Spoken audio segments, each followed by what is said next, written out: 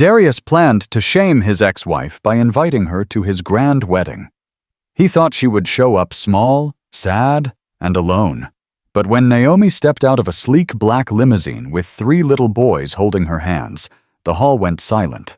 The same woman he once called barren now had triplets, and that was just the beginning. Now let's move to the day that Darius has his grand wedding.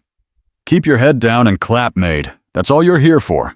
The guest says it under his breath as the doors of Buckhead Grand Hall swing open and more people file in. The band plays light jazz, camera flashes pop and fade, red ropes guide the crowd toward gold chairs. The groom stands at the front in a white tux, smooth and sure, smiling for every lens. His name is Darius Cole. He made this night to look perfect. He wants the city to see him win. He wants someone else to see it too. At the end of the aisle, Darius checks the entrance again. He told staff to keep the line moving. He told the planner to place one name card in the front row, right aisle. The card carries a name he knows by heart. He invited her himself. He wants her to sit and watch. He wants her to feel small. He expects a sad dress, a quiet face, and the weight of old pain. Outside, a long black limousine pulls up to the carpet. The driver steps out and walks around to the back door. The door opens. A woman steps down, steady and calm. She wears a soft yellow gown that catches the light without trying. Her hair is neat. Her chin is up. In each hand, a small boy holds on. A third boy slips out after them and finds her fingers. White shirts, yellow bow ties, clean shoes. The crowd at the entrance stops. Phones rise.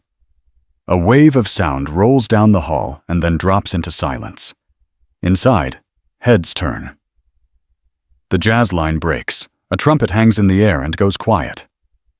The planners at the side freeze with their clipboards half raised. Darius locks his eyes on the doors and does not blink. His best man leans closer and whispers, "Bro, say it ain't her." Darius does not answer. The woman looks down the carpet. She sees the ropes, the chandeliers, the flowers stacked high, the cameras waiting. She breathes in. Her boys grip tighter, then stand a little taller. She nods once to the driver. He nods back and steps aside. She starts forward with the boys at her sides. Each step is slow and even. She is not hiding. She is not rushing. She is not here to make a scene. She is here to be seen. A murmur rises from row to row. Someone in green lace says, "Is that her?" Another voice answers, "She brought children." The word moves like a small wind. Children. It reaches the choir. It reaches the tech booth. It reaches the front row. It reaches the altar. Darius feels it land and settle in his chest. The woman reaches the start of the aisle. The photographer near the aisle lowers his camera for a second, then lifts it again with both hands.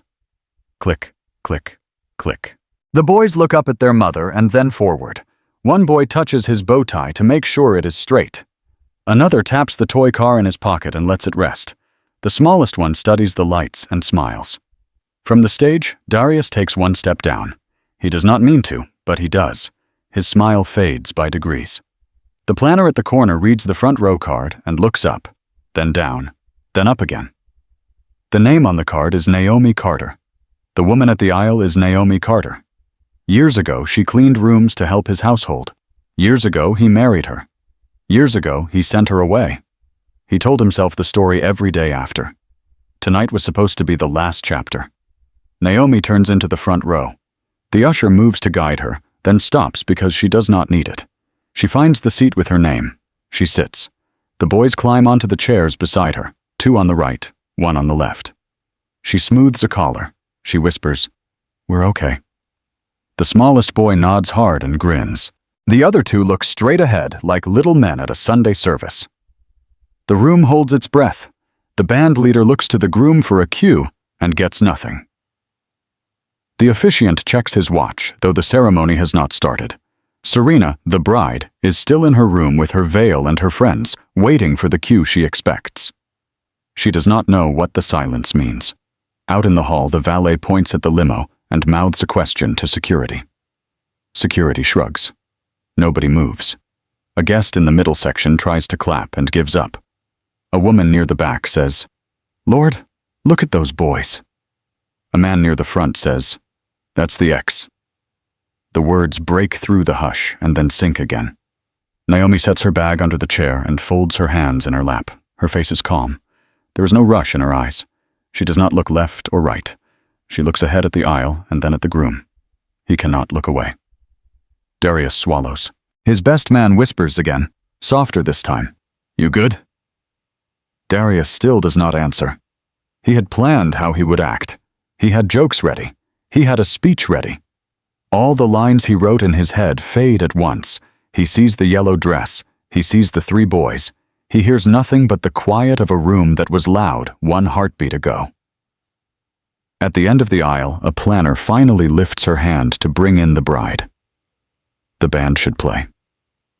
The doors should open for the white dress. But the cue does not come. The band waits. The room waits. Naomi breathes and keeps still. One boy leans into her shoulder. She holds him with one arm and keeps her eyes forward. A guest near the aisle speaks low to a friend. "I thought she would come alone." The friend says, "He thought so too." Another guest says, "Are those?" The sentence never ends. The pictures will finish it later. Darius steps down another inch without moving his feet. He is anchored by the whole hall, by every eye, by every phone light that did not blink. The air feels heavier now.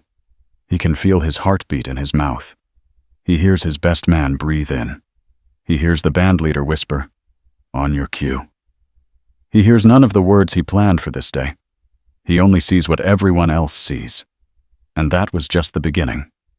Buckhead Grand Hall holds its breath, but the story did not start here. It started years earlier, on a weekday morning when Darius Cole learned how much a picture could buy. He rose before sunrise, checked the mirror, and checked it again. The suits in his closet were arranged by shade, then by season. He liked lines that stayed sharp and fabric that held a crease. Every Friday his barber gave him a clean edge. Every Monday his tailor sent a text about a new fabric. He said it was about professionalism. It was also about being seen. His car for work was a Maybach, quiet as a whisper on Peachtree. Drivers waved. Valets ran to the curb. He built a real estate firm on meetings, lunches, and hands he needed to shake. He learned early that doors open for a man who looks like the future. It mattered to him. In every photo, he stood a little taller. The watch on his wrist was heavy. He liked the weight. His mother, Evelyn, kept a certain order too. Sunday hats stacked in clear boxes, pearls in a velvet tray. She spoke with care and never missed a church service. When she looked at her son, she saw a family line that needed to keep going. She would touch his wrist and smile at the watch. Then the smile would fade. "Where are my grandbabies, Darius?" she asked, gentle at first. Later, when months turned into years, the question got shorter. "Grandbabies?" The word felt like a key she kept trying in a lock. Naomi Carter came into that order from a different door. Before marriage, she worked as a maid for Evelyn. She wiped counters, folded linen, and made a pot of tea that Evelyn liked every afternoon. She moved with quiet care. Her skin was warm brown. Her hands were strong from scrubbing and chopping. She did not rush or brag. She listened more than she spoke. One evening, Darius came by his mother's house between meetings, loosened his tie, and watched Naomi finish the tea. He noticed the way she steadied a saucer so it would not rattle. He asked her name. She answered and lowered her eyes. It was a small moment, but he felt it. They began to speak in short steps. A thank you after tea. A question about a recipe. A ride home when rain came hard and buses ran late. Naomi kept her guard up because she knew where she stood in that house. She had learned how titles can make a person disappear in front of another person's eyes. But Darius was kind in those days. He asked about her mother's health. He brought a carton of fresh berries for her one morning and left it by the back door with a note. She saved the note in a drawer. Their wedding was tasteful and neat, not grand like tonight, but still bright. She traded a uniform for a dress and a new last name. She moved into the Buckhead house with thick rugs and wide windows. She learned where the light fell best in the kitchen. She learned which shelf to set the pepper and which drawer to keep the towels, so the house stayed the way Evelyn liked it. She tried to make the place a home. He tried to make the place a picture. In the first months, they laughed often. He showed her the city from the high floors. She showed him simple meals that tasted like rest. They talked about children in soft, hopeful tones, like a song no one wants to sing too loud. She folded tiny baby clothes at a store just to feel the fabric, and then put them back. He would pause in front of a stroller ad and then keep walking. Then a month passed, then 2, then 12. Naomi learned the small language of waiting. The box in the bathroom. The line that did not appear. She hid the wrappers deep in the trash so no one else would see. She wiped her face and went to the kitchen. Each time, she reminded herself to breathe. She prayed at night, simple words, honest and steady. In the day, she kept the house and put love into meals. She thought care could hold a room together. Darius learned a harder language. Friends slapped his shoulder at business lunches and joked about passing on the name. Men at the barbershop teased and then looked away. At church, elders asked Evelyn if she was ready for a nursery. They meant well. It still landed like a stone. Every time he felt a sting in public, he bought something in private. Another suit, another pair of shoes, another watch. He would lift his wrist at the table and feel the weight. The gold watch could not buy a minute of peace at the table. Evelyn called more. The first year she asked about doctors with a soft voice. The second year she asked about timing. The third year she did not ask so much as remind. She was from a world that believed time had rules, and family should follow them. She never raised her voice to Naomi. She did not need to. A question at the wrong time can sound like a verdict. Naomi heard all of it without anyone saying it in full. In grocery aisles, a woman from church would smile too hard and glance at her belly. At family cookouts, a cousin would joke that Darius looks too good to be a dad yet. Naomi smiled back because she was raised to be gracious. Then she would go home and fold the towels twice. Her hands grew rougher. The skin on her knuckles cracked each winter. She rubbed lotion in at night and kept going. In year 4, Naomi asked Darius if they should both get checked. She said it at the sink while washing a pan. He stared out the window and said they would be fine. In year 5, she asked again. He kissed her forehead and told her not to worry. In year 6, he tightened his tie and said they needed to focus. He had a gala. He had a ribbon cutting. He had a life that required smooth lines and strong headlines. He made her stand on certain sides for photos because he said it was her best angle. He posted captions about gratitude and growth. Comments poured in. Hearts floated up the screen. The house was very quiet after he put the phone down. By year 7, the silence had a sound. It lived in the hallway at night. It sat at the foot of the bed in the morning. It stood between 2 plates at dinner even when the food was warm. Naomi spoke less because words did not change the air. Darius stayed out later because rooms outside the house felt lighter. He came home with cologne from other rooms on his jacket. She washed the jacket and said nothing. She made stew and set it by his side of the table whether he came home or not. He told himself that a man protects his image to protect his family. He did not see how the image began to replace the family. He told himself that strong people do not complain. He did not hear how her silence was not approval, but strain. When he felt small in front of men, he needed to feel big somewhere. The easiest place was home. That is how a picture can turn into a wall. 7 years is a long time to hold your breath. In that house with the thick rugs, the air grew heavy. On a certain evening, the pressure found a voice. In the quiet kitchen, a single word started a fight that had waited for years, and the night moved toward an edge no one could step back from. It is late. The coal house is quiet. The dishwasher hums.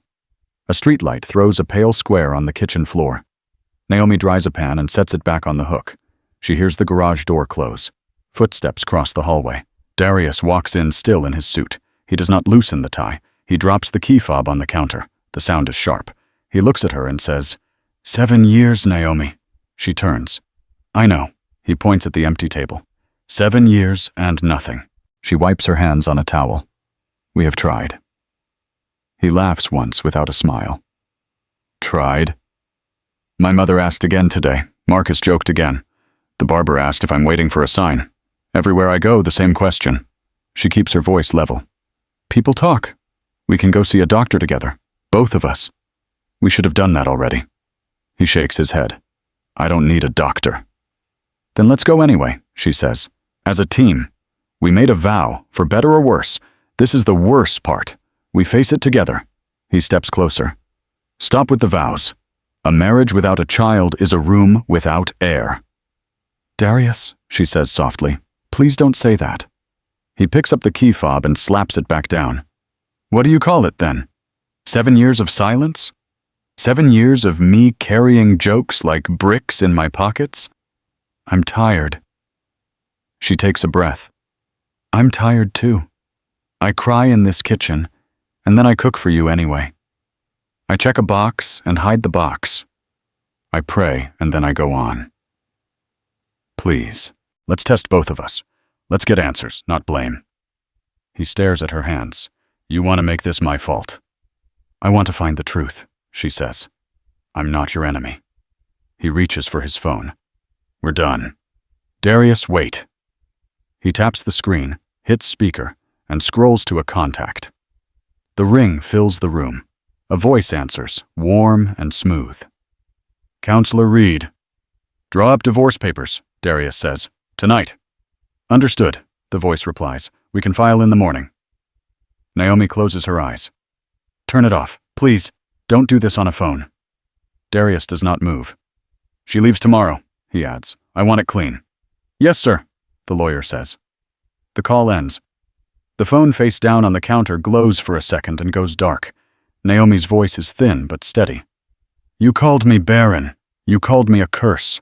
Those words do not make a child. They only break a person. He folds his arms. What is a wife who cannot give a son? A wife, she says. Still a wife. He looks at the floor, then at the door to the hallway, then back at her. This house needs a future.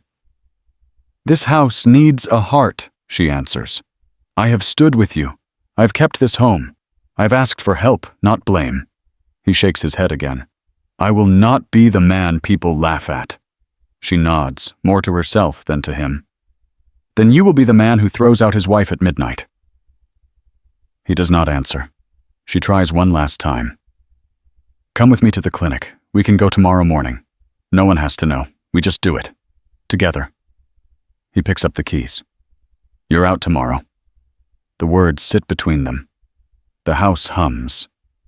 Naomi sets the towel on the counter and stands still. She will pack before sunrise. He will sleep in the guest room and call it a decision. The next steps of this night are simple now and hard forever. The house goes still after the call. Naomi stands in the kitchen with the towel in her hand and listens to the hum of the dishwasher. She waits to see if Darius will come back and take the words back. He does not. A door closes down the hall. Footsteps fade. The guest room lock clicks. The night settles on the counters and the floor like dust. She walks to the bedroom. The lights are low. The mirror is a dark shape. She opens the closet and reaches for the first dress she ever wore to one of his work dinners. Her fingers shake. She lays the dress on the bed and smooths the fabric with both hands. She sees the old smile in her head, the one from a time when hope was easy. She folds the dress in half, then again, and places it in a small suitcase. She does not have room for much. She chooses the things that feel like her. She takes another dress, the blue one with the soft waist. She wore it the day they looked at cribs in a store and did not buy anything. She folds it slow, a blouse from a holiday photo, a skirt from a church morning when the choir sang her favorite song. Each piece brings a picture with it, and each picture hurts. She keeps going because time is short, and she has to be gone by sunrise. She opens the top drawer and finds the note Darius once left by the back door when he brought berries for her. She reads it fast and puts it back. The paper is thin now. She takes her small box of jewelry. Nothing is heavy. She zips the suitcase, then stops when the zipper catches. She eases it free, then pulls again until it closes. The sound is louder than it needs to be in the quiet room. In the hallway, a nightlight glows. Naomi wraps a scarf around her hair and slides her feet into soft house shoes. The soles drag a little on the thick rug. She lifts them higher so they do not make noise. She passes a framed photo of a ribbon cutting with Darius in the middle, smiling. She turns her eyes away and keeps walking. Near the kitchen, a housekeeper steps out of the pantry and freezes. The woman lowers her head at once. "Ma'am," she says, barely louder than a breath. Naomi nods. It's okay. The housekeeper looks at the floor. She knows enough not to ask questions. She moves aside to make space for the suitcase. Naomi thanks her. The woman's hands twist at her apron, then fall still. People who work inside big houses learn to hide their faces. Tonight, both women know this is the last time they will pass each other in this hallway. Naomi stops at the dining table and lays out the keys and the alarm card. She writes a short note on a pad. "Thank you for the years we did try." She does not sign it. She leaves the pen on top of the paper and wipes a small water ring off the table even though it does not matter anymore. At the front door, she hesitates. The door is tall and heavy. The metal is cold under her palm. She turns the handle and pulls. Warm Georgia night air spills in, thick and damp. The sound of crickets and distant tires moves into the foyer and touches the rug. She breathes it in. She steps across the threshold with the suitcase rolling behind her and closes the door gently so it does not echo through the house. On the porch, she sits on the top step and sets the suitcase beside her. She looks up at the sky that holds no stars tonight, only a dim, gray light. She clasps her hands and rests her forehead on them. Her voice is a whisper. "God, fight for me." The words steady her. She stands and pulls the suitcase down the steps, one slow drop at a time. The wheels bump and then find the path.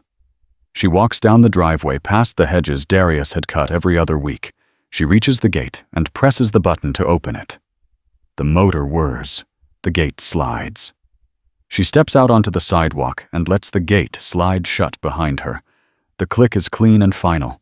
She thinks about where to go. She will not call him. She will not call his mother. She will not go back to a room that sees her as a problem. Tasha has a small place off Boulevard, near the market. Tasha always said, "If you ever need a couch, I have one." Naomi pulls out her phone and looks at the time. It is late, but not so late that a friend cannot help. She types a short message and sends it. A few seconds later, the screen lights with a reply. "Come." She starts walking. The night air sticks to her skin. The wheels on the suitcase knock softly over the cracks in the sidewalk. She keeps her head forward. Each step takes her farther from the house and closer to a door where someone will open and say her name with care. She does not know what tomorrow will bring. She only knows she is still moving, and she is not alone in the street. The prayer she spoke stays with her like a hand on her back, steady and firm, guiding her toward the next light.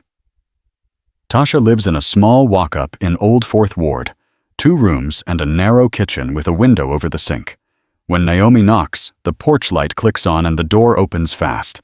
Tasha pulls her in and hugs her tight. Naomi's suitcase bumps the doorframe and lands by the mat. The apartment smells like gumbo. A pot simmers on the back burner. Steam fogs the window a little. Tasha turns the flame down and sets 2 bowls on the counter. "Eat first," she says. "Then talk." Naomi sits at the small table with the shaky leg. She rubs her hands together to warm them. Tasha ladles gumbo into bowls, adds rice from a covered pot, and puts a spoon in Naomi's hand. The first bite slows Naomi's breath. She eats in small mouthfuls. When she looks up, Tasha is watching but not pushing. "I left," Naomi says at last. Tasha nods once. "Good." "He said tomorrow, but I went tonight." Naomi presses her lips together. "I didn't want to wake up there and pretend again." "You're here now," Tasha says. "You can stay as long as you need. Couch pulls out. I got clean sheets." Naomi glances at the window. She does not want to see anyone from the building walk by. I don't want to go outside much, she says. Not yet. Not. You don't have to, Tasha answers. We'll make a list tomorrow. Groceries. A few things from the store. If you don't want to be seen, I'll go.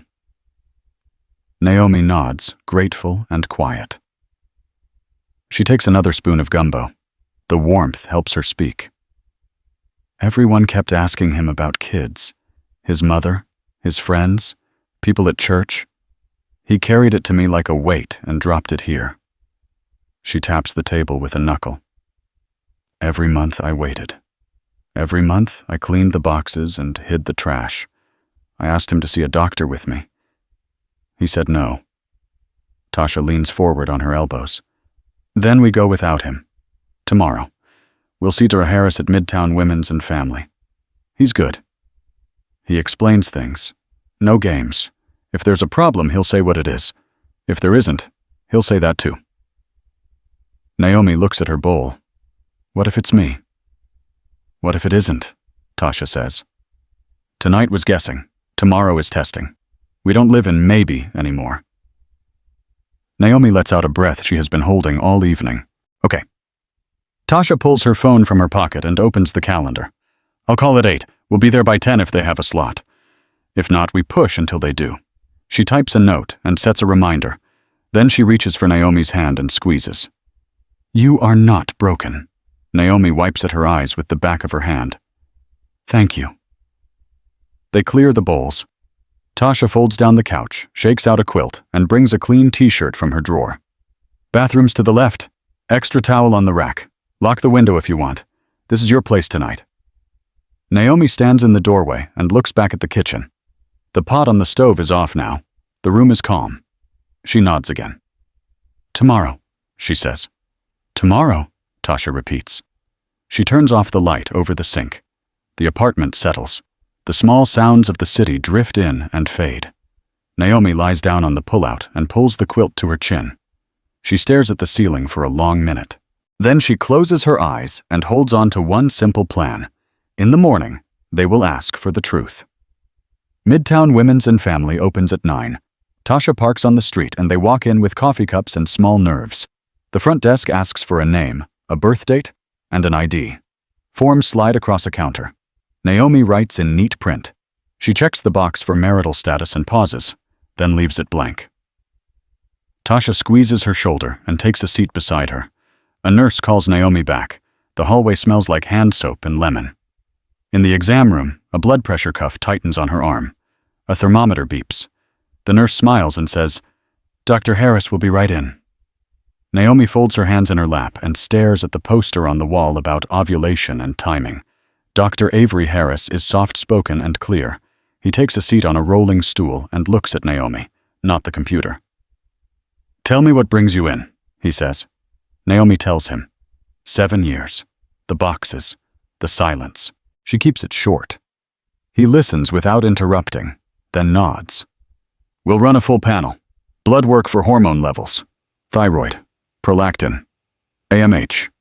We'll do an ultrasound to look at the uterus and ovaries. No guessing. We'll test. She nods. The words feel like air. The nurse draws tubes of blood, labels each one, and sets them in a rack. Naomi watches the red lines fill and tries to steady her breathing. In the dim ultrasound room, a tech explains the gel, the wand, the screen. You can look or not look, the tech says. Naomi looks. The screen shows gray shapes and dark spaces. The tech clicks and measures. Uterus looks normal, she says. Ovaries look normal. Follicles present, normal. The word lands and sits there, small and bright. They wait in a side room for the doctor to return. Tasha scrolls her phone and does not read a single word. Naomi rubs the edge of the paper gown between her fingers. When Dr. Harris comes back, he carries a printout and a calm face. Your hormone levels are within range, he says. Ovulation markers look good, thyroid normal, prolactin normal. AMH appropriate for your age. Ultrasound is clean. He sets the paper on the counter and meets her eyes. Everything's normal. Naomi blinks. Normal? Normal, he repeats. There is nothing wrong with your reproductive system. Nothing wrong with the uterus. Nothing wrong with the ovaries. You are cycling. You are ovulating. Tasha exhales hard. I knew it, she says, not loud, but full. Naomi covers her mouth with her hand.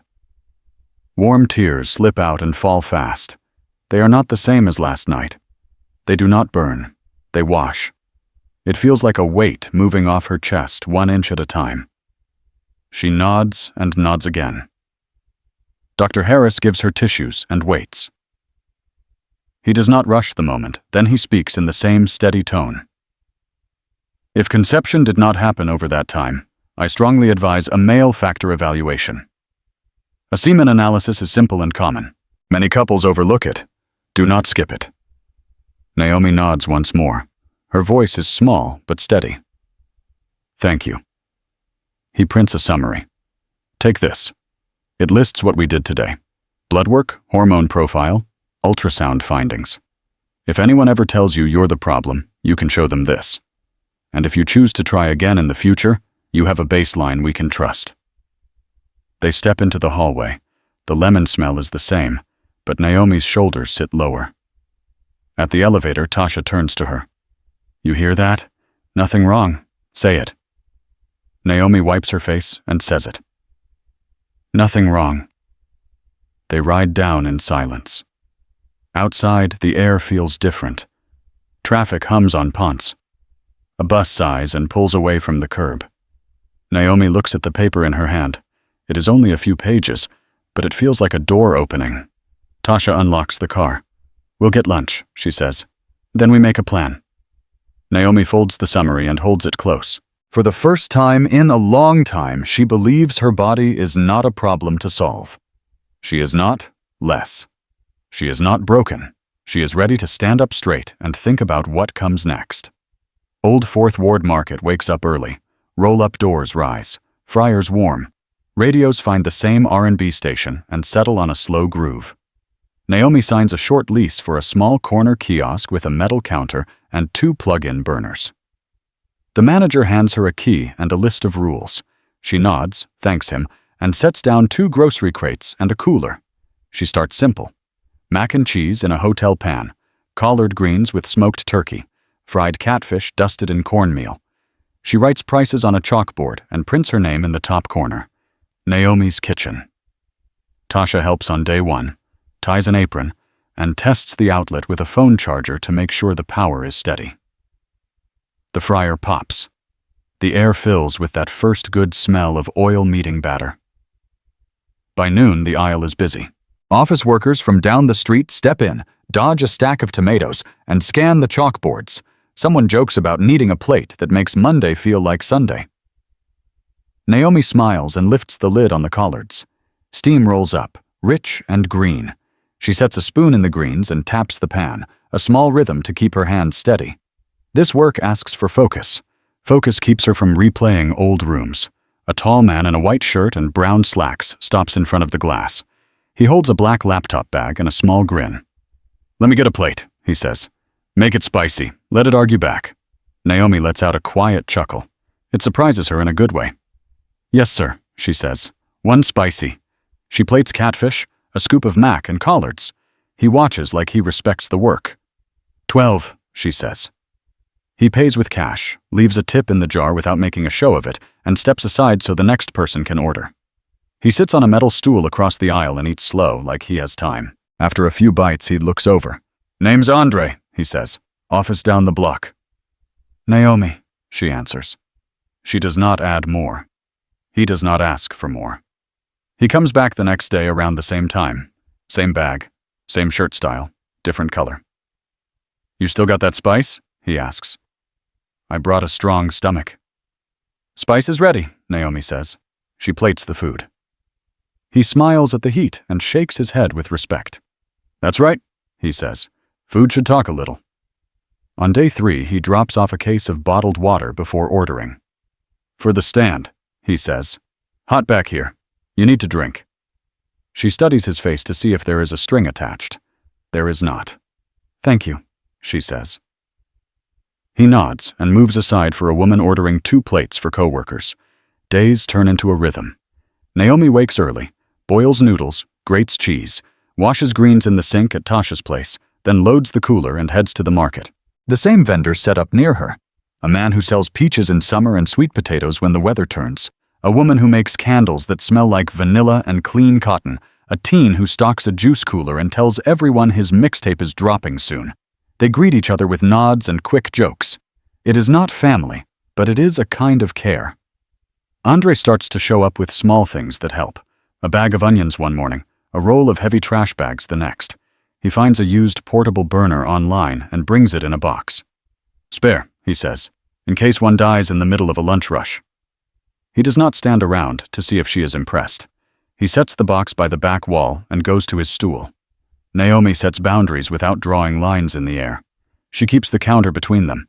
She keeps the talk short during rush and a little longer when the aisle is empty. He matches her pace. He tells her he was married once. His wife died when a car ran a red light. He says it plain, not to trap her with pity. He does not say her name out loud every time. He carries it in his face when he pauses between words.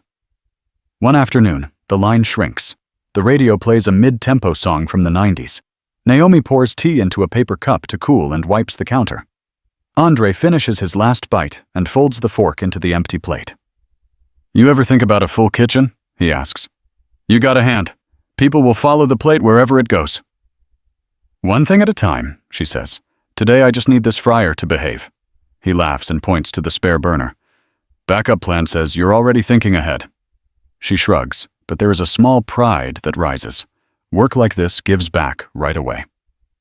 A plate leaves her hand and brings someone a good 10 minutes. It is simple. It is more honest than a photo. A woman in scrubs walks up for a to-go order and says, "That Mac is famous at our clinic now."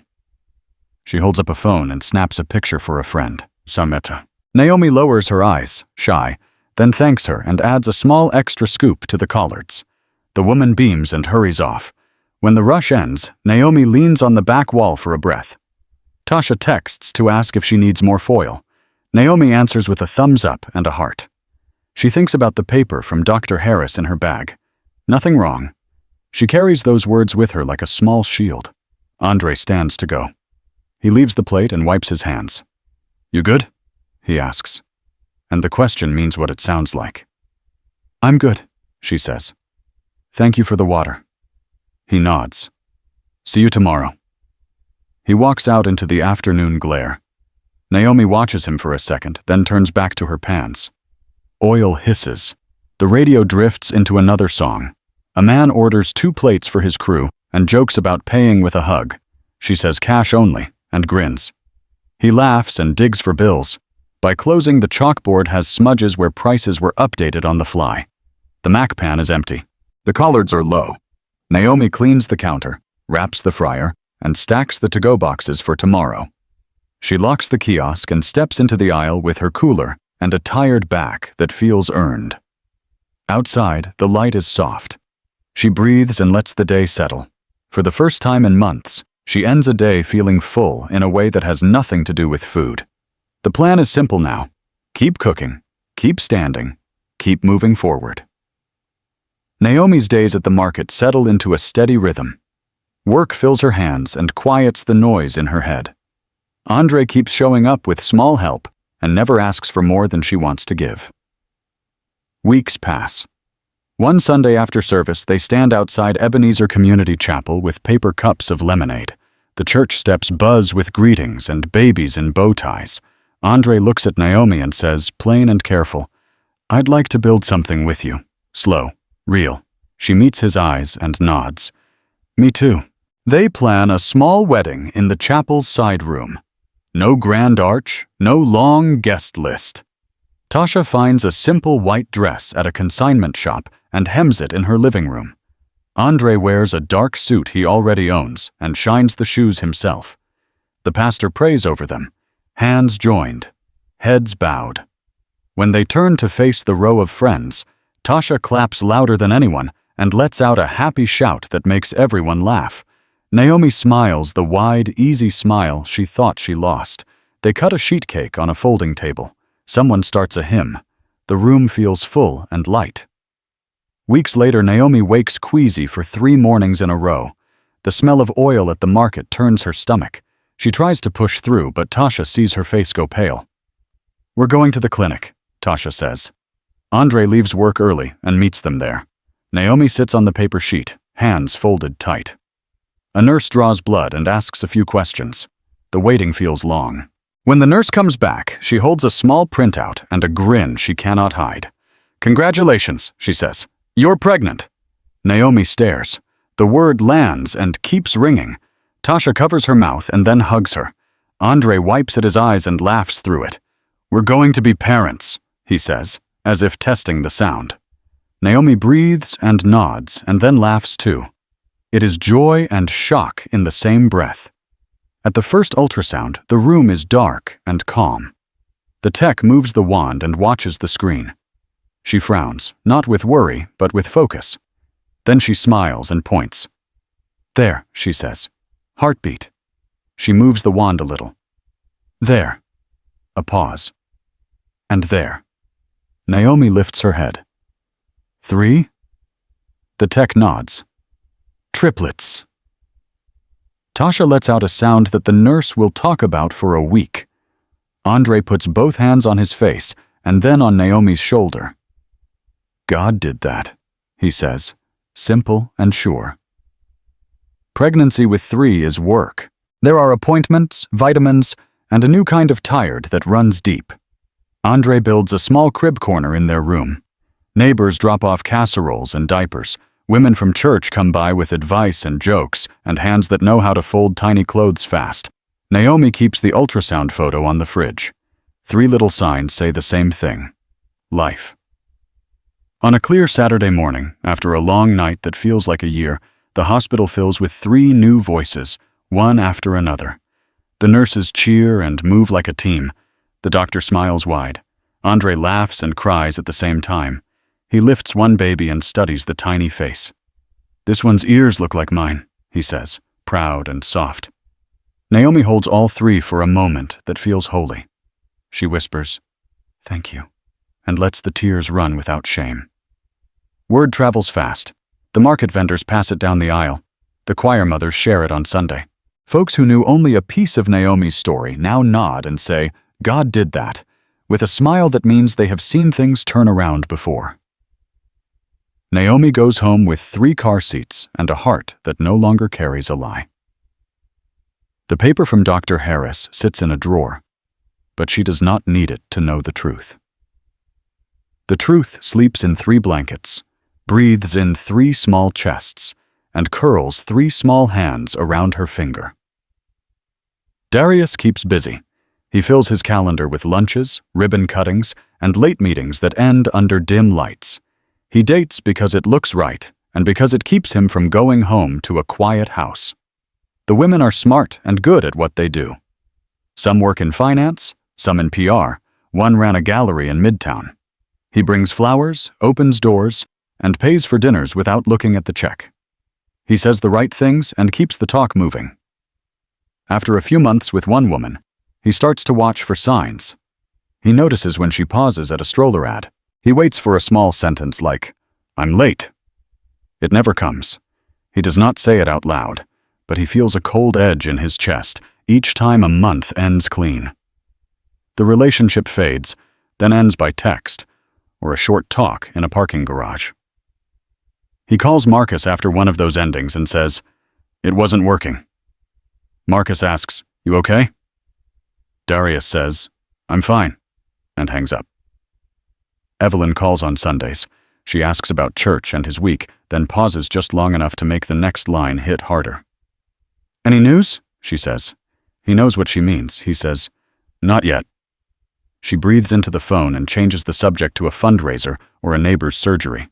She loves her son and wants a future she can hold in her arms. Her voice stays warm, but the gap between what she wants and what he has gets wider each month. One night he sits on his couch with a drink and scrolls through Instagram. A picture of a newborn hand fills the screen. The fingers curl around a parent's thumb.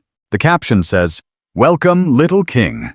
He scrolls faster, then stops, then scrolls back. He stares at the tiny hand and feels his jaw tighten. He locks his phone and sets it face down. He picks it back up 30 seconds later and does the same thing again. A week later, he meets Serena Vale at a charity preview. She is an event designer with sharp eyes and a calm walk. Her dress is simple and fits well. She talks to vendors the way a leader talks to a team. Darius watches the room tilt toward her without her asking it to. They meet by the dessert table. She looks at him and says, "You're Cole Real Estate." He nods. "And you're the reason this room looks like a magazine." She smiles. "That and a crew that listens." They talk for 15 minutes about load-in times and city permits, about budgets and what clients think light can do. It is fun, and it is easy. At the end, she says, "Coffee tomorrow?" He says, "Name the place." Coffee turns into dinner. Dinner turns into a weekend trip to check out a venue out of town. Serena is direct. She likes a clean plan, a clear goal, and a team that hits their marks. With Darius, she is warm and open, but she does not waste words. After a month, she leans back in a booth and studies him the way she studies a floor plan. "I don't date for sport," she says. "I want a family, not 10 years from now. I'm not asking for a ring tonight. I'm asking if we want the same thing." "We do," he says. "Then we should act like it," she says. "Start by seeing a doctor. Both of us. Baselines, blood work, whatever they need. We save time if we're serious." Darius looks at the table. "I've always been fine." Serena tilts her head. "How do you know?" "I just know," he says. "My last marriage had other problems." She holds his eyes. "I'm sorry for whatever that was. But if we build something real, we check the foundation. That includes both people." He gives a short smile. "You really manage everything, don't you?" "I manage what matters," she says. "My work, my health, my future. I don't control outcomes, but I control the plan." He changes the subject to the new hotel opening on Peachtree. She lets him, but the line he skipped stays in the air. On the ride home, he tells himself he will book a physical. He does not write it down. They keep seeing each other. Serena shows him venues and walks him through how she turns an empty room into a moment. He likes that. He likes her focus, her taste, and the way she checks on her staff by name. She asks about his projects. Hoshu pushes him to drop a bad vendor and tells him when a color he chose is loud. He laughs and listens. When she asks again about testing, he says, "Soon." She says, "Pick a date." He says, "After this deal closes." She says, "Deals never stop." One evening, she brings it up with more force. They are in her office after hours. Fabric swatches cover a table. A layout for a gala sits under a paperweight. "I made an appointment for myself next week," she says. "I can send you the number. We could go the same day." He leans against the window. "That's not necessary." "It is if we're serious," she says. "I'm in my 30s. I don't want to guess." He feels the old sting of the barbershop jokes and the church questions. He hears his mother's voice. He hears his own voice from years back, louder than it needed to be. Pride is a shape he has worn so long it feels like skin. "Let's not overcomplicate this," he says. "Some things take time. Some things take action," she says. "Time is not a plan." He lifts his hands. "We're good. Trust me." She watches him for a long second, then nods. "I like you, Darius, but I won't build a life on hope and photos. I build with facts." He kisses her forehead and thanks her for caring. He means it. He still does not call the clinic. The next day, he posts a photo from a site visit. The caption says, "Big things coming."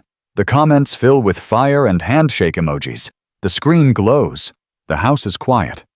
He turns off the lamp and sits in the dark, listening to a clock he never noticed before.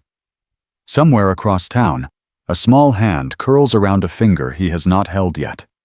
He tells himself he is in control.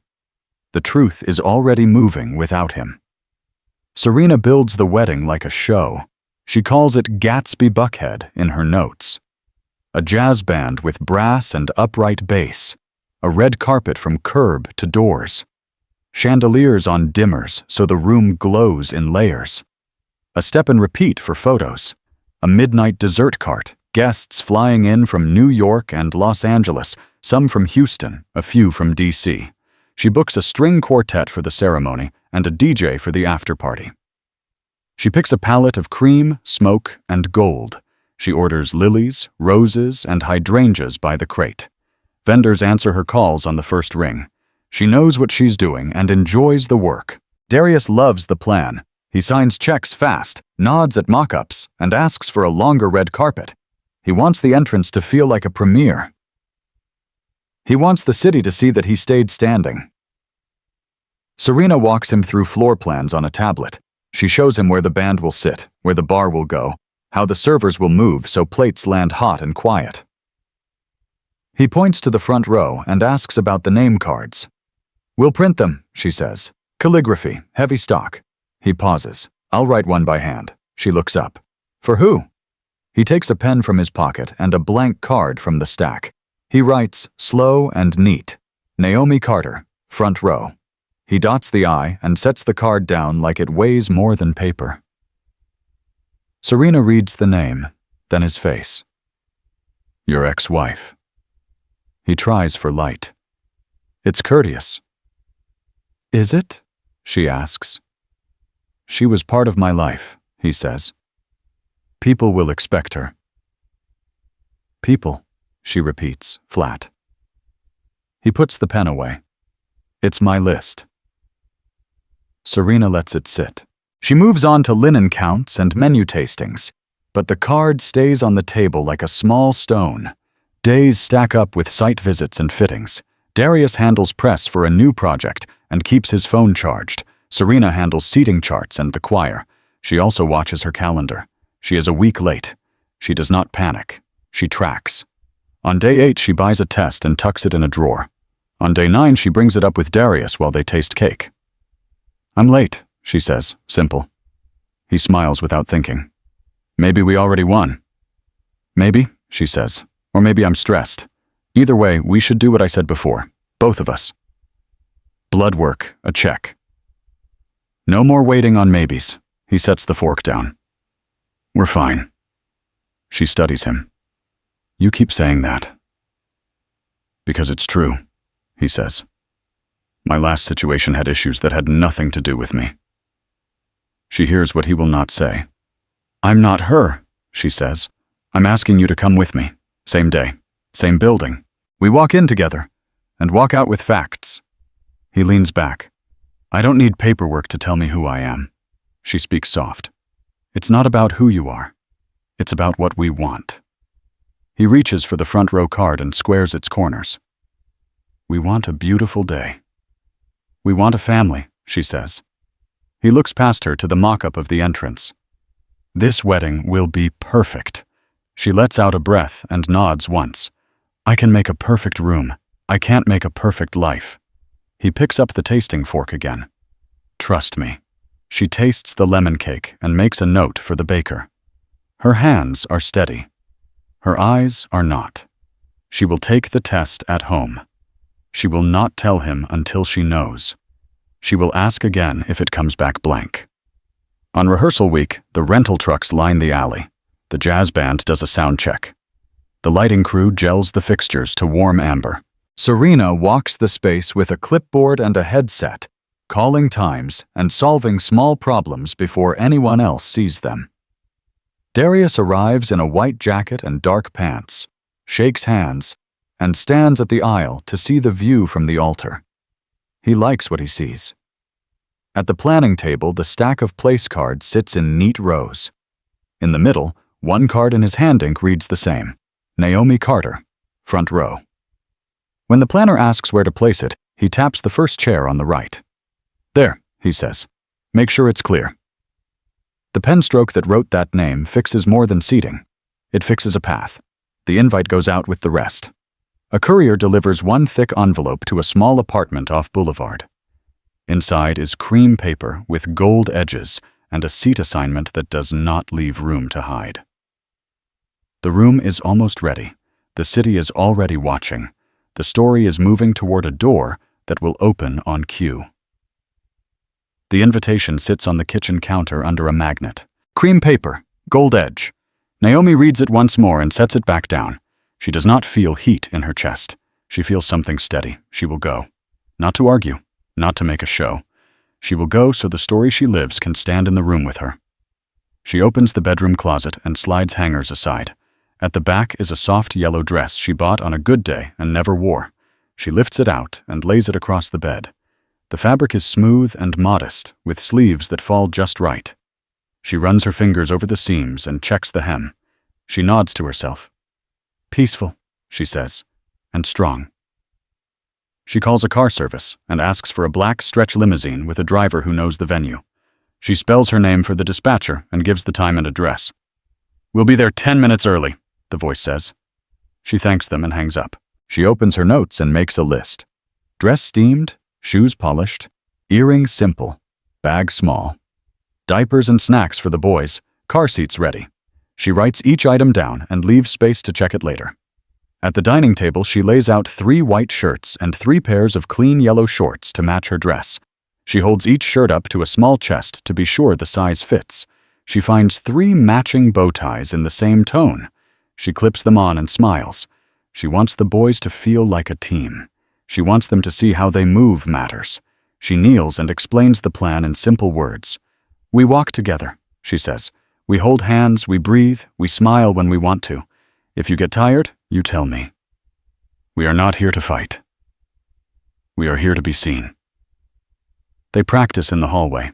Naomi in house clothes for now, the boys in socks. She holds 2 little hands, one on each side, and the third boy links his fingers with his brother.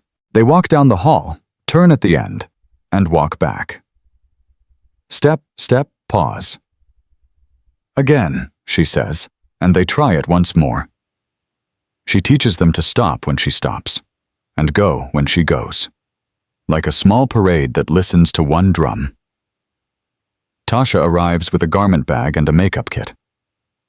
She hugs Naomi and kisses each boy's head. You sure? She asks. Not to talk Naomi out of it, but to hear her say it out loud. I'm sure, Naomi answers. Then today we make you look how you feel, Tasha says. She takes the yellow dress from the hanger and zips it into the garment bag to protect it. She plugs in a small steamer and smooths out a line that only she can see. She sets up at the kitchen table with brushes, powder, and a mirror that leans against a stack of cookbooks.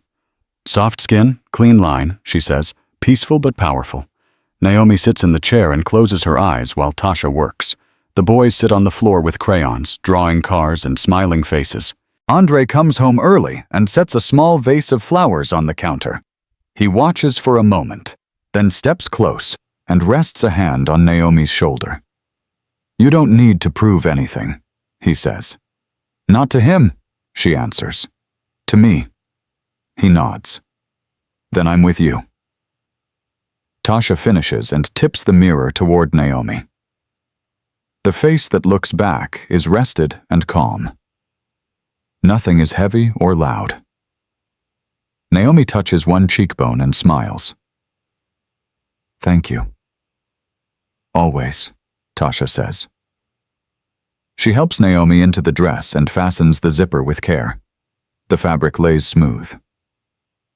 The color warms the room without shouting. Naomi steps into simple heels and walks a slow circle to test her balance.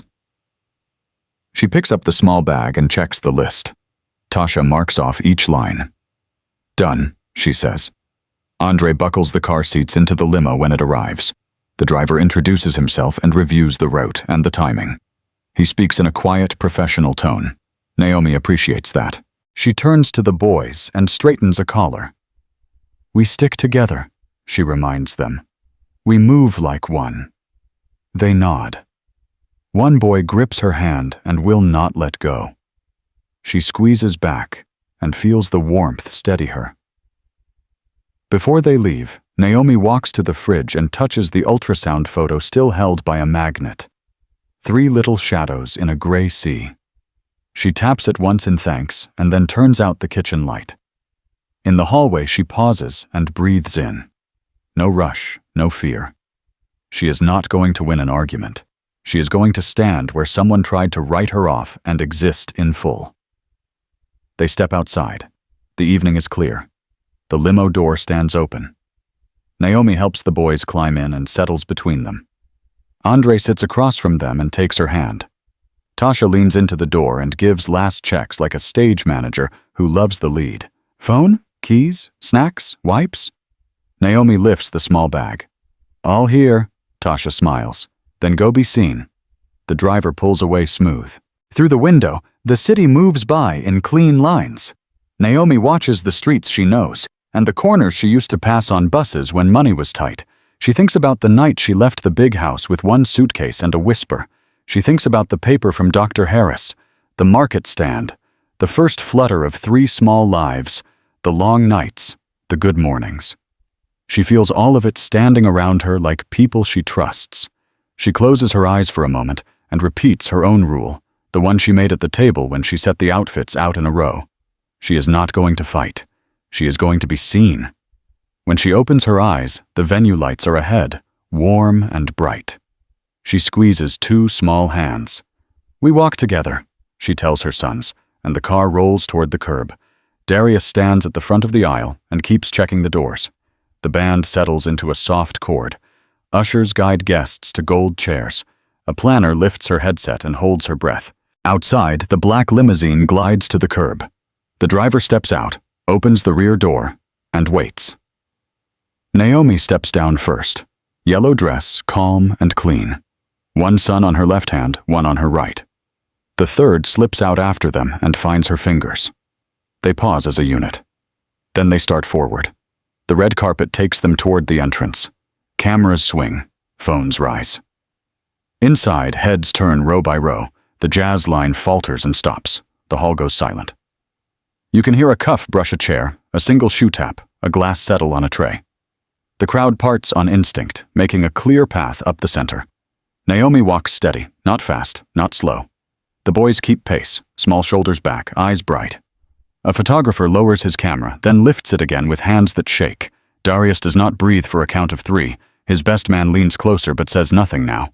Naomi reaches the inner doors and steps through with her sons. The light from outside falls behind them like a frame. She does not look left or right. She looks ahead. She finds the front row card with her name and moves toward it. From the far side of the room, a second set of doors opens. Serena appears with her veil lifted for rehearsal timing. She sees faces turned away from her and follows their stare to the aisle. What's going on? She whispers to the planner at her elbow. No one answers.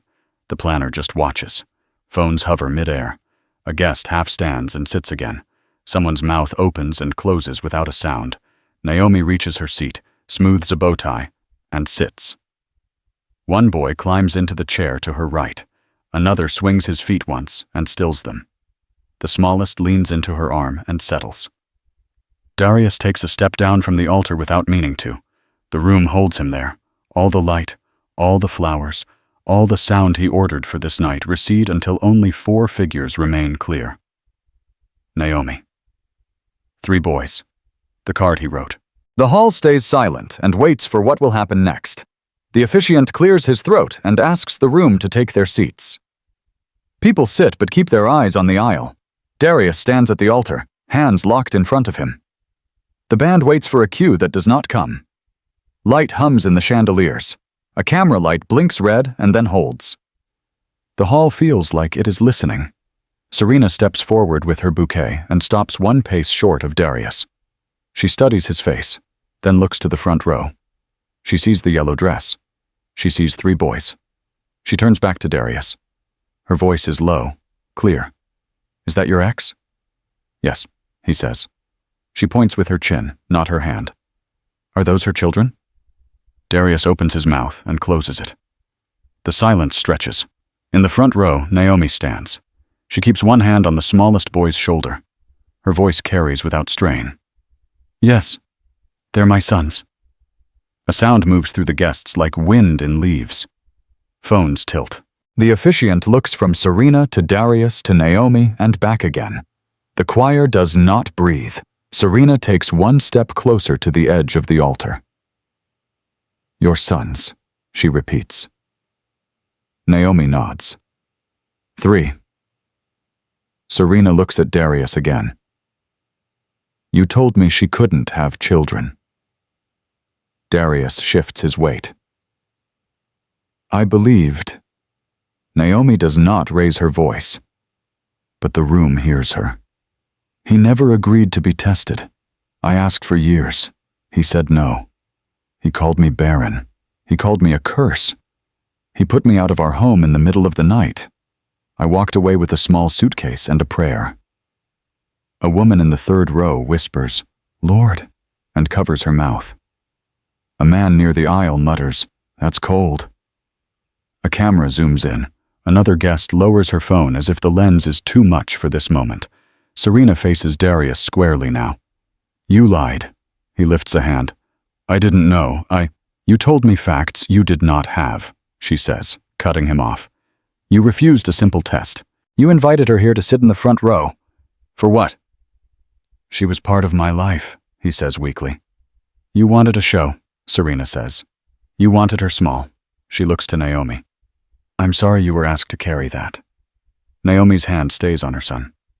I came for peace. I will not argue. She turns to Darius and speaks like someone closing a door. You could have chosen the truth. You chose pride. The whispers lift again. He's the problem, someone says near the back. All this time, another answers. Triplets, a 3rd voice adds, almost in awe.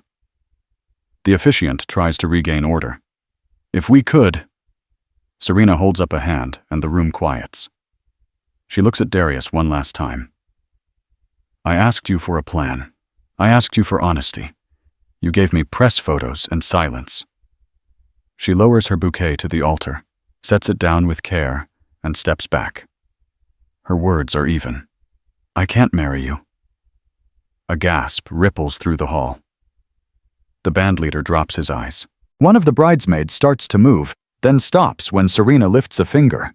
Serena turns, gathers the edge of her dress so she does not trip, and walks down the steps. No rush, no drama, just a choice. Her maid of honor falls in 2 paces behind her. The planner at the side reaches for a headset and forgets to speak into it. The doors at the back open as if on their own. Darius takes a half step after Serena, then freezes. He looks at Naomi. He looks at the boys. He looks at the card with her name. His lips move, but no sound comes. Pride does not know what to say when the room stops believing it. Naomi bends and kisses the smallest boy's hair. She picks up her bag, then straightens. She does not look left or right. She looks at Darius for one long second. You can still do the right thing, she says softly. Start by telling the truth. He swallows and nods, without knowing what he agrees to. The guests start talking all at once, low but urgent. Did you hear what she said? 7 years. She asked him to test. He never did. That's why she's here. Triplets, man. God don't play. The phones rise again, but now many of them lower a second later. There is a line between news and witness. More people choose witness. The officiant closes his book. He is not angry. He is not smiling. He is simply done. This ceremony is concluded, he says. May all of you leave with wisdom. Serena reaches the doors and pauses just long enough to breathe. Her chest lifts and falls. Her maid of honor reaches for her hand. Serena squeezes once and lets go. She does not look back. At the front, Darius rubs his temples. Marcus, his best man, steps in to steady him by the elbow. Do you want water? Marcus asks. Darius shakes his head. I wanted a picture, he says, voice flat with shock. I got the truth. Marcus looks at Naomi, then at the floor.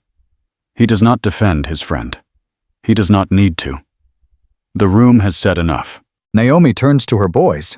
We're leaving now, she says. They nod. One boy checks his bow tie. Another taps his pocket for the toy car and leaves it there. The smallest squeezes her hand. They stand together. A path opens without anyone asking. Guests on both sides step back and let them through. Some smile with their eyes. Some whisper a blessing. One older woman wipes her cheeks and says, "Go on, baby." Naomi walks out with her sons at her sides, the same measured pace she practiced in her hallway. The red carpet meets her feet. The cameras that came for a wedding catch a lesson. Behind them, Darius stands alone on a stage built to hold a promise. The lilies smell too sweet. The chandeliers feel too hot. He looks down at the bouquet Serena left on the altar. He reaches to pick it up and stops. It is not his to hold. He sets his hands at his sides and stares at nothing for a long beat. In the lobby, the murmur grows and spreads like a tide. A guest near the doors whispers, "He's the problem." Another repeats it, firmer. The sentence moves from mouth to mouth until it becomes the only thing that makes sense. Outside, the limo door opens again. Naomi helps the boys climb in. She looks back once at the building, not to measure victory, but to mark the end of a chapter. The driver closes the door and returns to the wheel. The car pulls away slow. In the rear window, gold light blurs and fades. Inside the hall, the band packs up without a song. The planner gathers cards and takes a long breath she did not know she was holding. The guests file out in small groups, talking in low voices, shaking their heads, learning something old and hard again. In a city that loves a show, truth still walks in on quiet feet and sits in the front row. By nightfall, the clips are everywhere. A 10-second video of the black limousine door opening, a still frame of Naomi in a yellow dress with 3 boys at her sides. A slow pan from the shocked groom to the front row card with her name. Captions multiply in real time. #Triplets. Wedding. #Darius exposed. Front row truth. Someone adds soft music to the moment Naomi sits and smooths a bow tie. Someone else posts the audio of Serena saying, "I can't marry you." And the room gasping all at once. The views climb past 1 million by morning. Blogs grab it.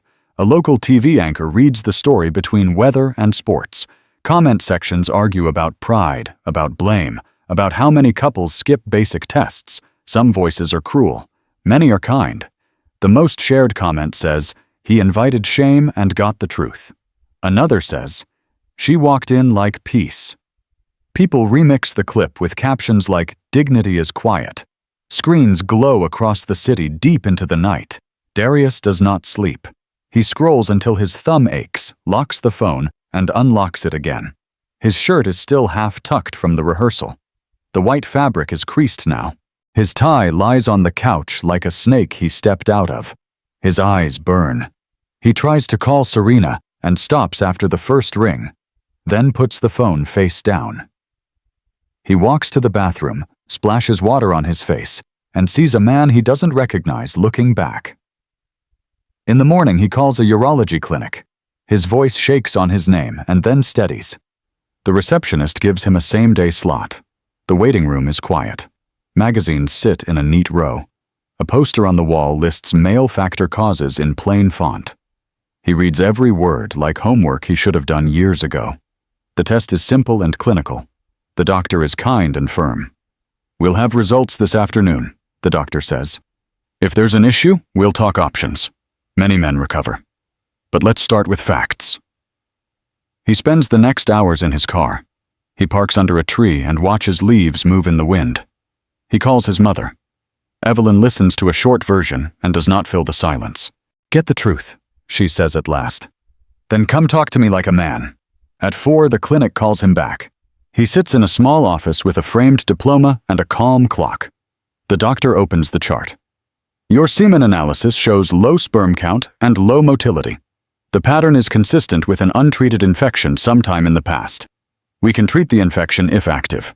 We can address the count with medication, lifestyle, and time. But this would have made conception difficult." Darius nods once. He hears the words like a gavel. He asks a few questions with a dry mouth. The doctor answers each one without shame or sugar. He leaves with papers in a manila folder and a list of next steps. The folder feels heavier than the watches he used to buy. He does not go home. He drives to the old Fourth Ward walk-up where Naomi is staying with Tasha. He parks, sits, and stares at the building.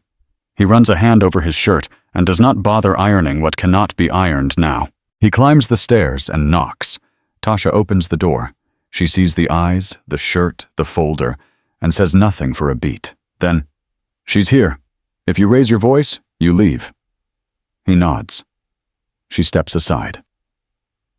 Naomi stands by the table with a cup of tea, calm and alert. The boys are with Andre at the park. Darius removes his cap and holds it in both hands like a schoolboy. "Naomi," he says. His voice fails.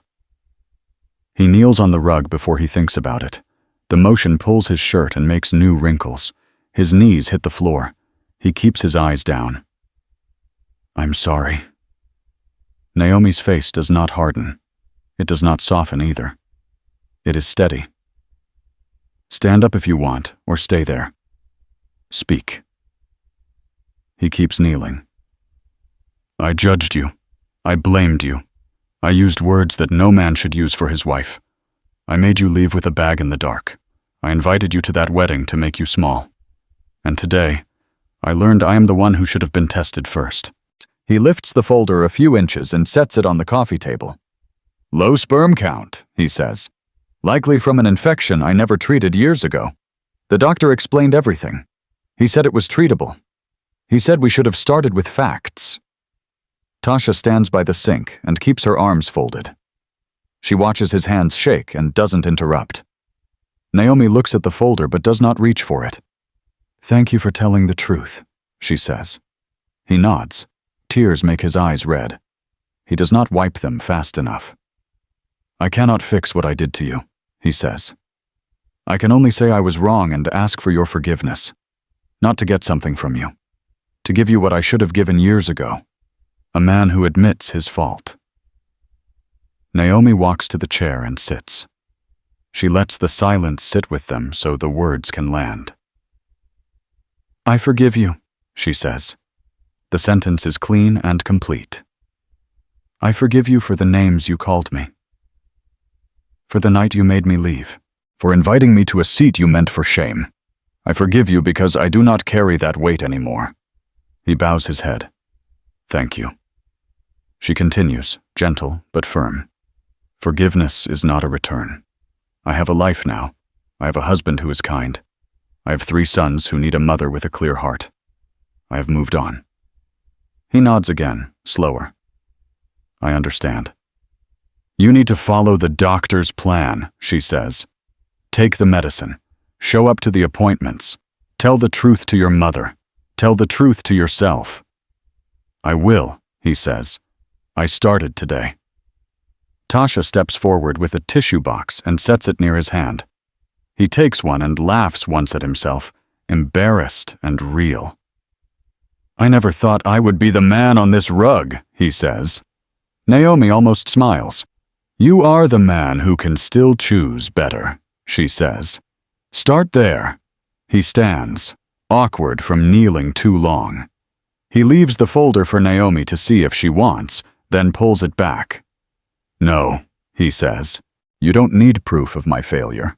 I needed proof. Now I have it." He tucks the folder under his arm. He looks around the small room. The couch is pulled out. A quilt is folded on the arm. A pot cools on the stove. This place has no chandeliers, no red ropes, no step and repeat. It has more truth than he has held in years. He thanks Tasha for the tea he did not drink. He thanks Naomi again for her words. At the door he pauses. "I'm sorry," he says one last time. Then he leaves. Outside, the noise of the street sounds like a city going on with its life. He sits in his car and texts Serena. "I'm getting help. I will not argue with truth." He does not expect a reply. His phone buzzes anyway with a single line, "Find yourself first." He nods to no one and starts the engine. Back upstairs, Naomi exhales. Tasha leans on the counter and shakes her head. "You're a bigger soul than me," she says. Naomi lifts her tea. "Forgiveness is not for him," she says. "It's for me." She looks at the door where he stood, and then at the window where light falls across the table. She thinks of the boys at the park with Andre. of dinner to prep, of the life that kept growing while old stories crumbled. The hashtags will fade. The lesson will not. She has no interest in being a headline. She is interested in peace. And tonight, when her family comes through that door, that is exactly what she will give them. Darius feels the drop first in email. A partner pauses a deal until further notice. Another asks for clarity on recent events. A bank meeting moves to next quarter. The press calls. A business blog runs a long piece about image and truth, with photos from the hall beside quotes from old interviews. TV panels talk about pride and health and what men avoid. His inbox fills with polite distance. His phone goes quiet in rooms that used to buzz. He stays late at the office, and then later. In the locker room of his building's gym, he faces the mirror. Fluorescent light makes no promises. He sees an expensive suit and a tired man inside it. He remembers the card with Naomi's name, his own hand writing it, the way the room went silent. He thinks of the clinic, the doctor's chart, the words he did not want to hear for years. The mirror does not argue. It only reflects. Evelyn comes by on a Sunday afternoon. She takes off her gloves and sits on the edge of his couch. For a long minute, she just holds his hand. Then she says, "Kya, I taught you to stand tall. I did not teach you to be hard. That is on me." He tries to defend her. She shakes her head. "I pushed you. I pushed her. I should have pushed the truth." She looks at him with eyes he knows from childhood. "Do the work. Not for them. For you." He nods and does not hide his tears. Across town, Naomi's home is full in a different way. Cartoons talk to themselves on the TV. A pot of rice steams on the stove. Andre fixes a loose cabinet hinge and makes a drum out of it to make the boys laugh. One of the triplets climbs onto a chair and asks, "Mommy, are you famous?" The other two stare at her with the same question in their faces. Naomi kneels so she is eye to eye. "Famous is not the goal," she says. "Being kind is. Telling the truth is. Standing up without hurting people is." She taps each small chest. "You are not better than anyone. You are not less than anyone. You are our boys. Be good men." Andre nods from the counter. "And clean your room," he adds, which breaks the spell and brings a round of giggles. Naomi smiles and kisses 3 foreheads in a row. The house smells like dinner and soap and crayons. It is not large. It is enough. A letter arrives in the mail with Darius's handwriting on the front. Naomi opens it at the table while the boys build a tower of blocks. The paper is heavy and the lines are short. "Thank you for your strength. Thank you for your forgiveness. You taught me a lesson I will not forget. I lost a good woman, and I hope your sons will know how proud they should be. I wish you peace. Darius." She reads it once, folds it cleanly, and sets it in a drawer beside the ultrasound photo and a few clipped recipes. She does not read it again. She does not need to. Some things are better as a finished page.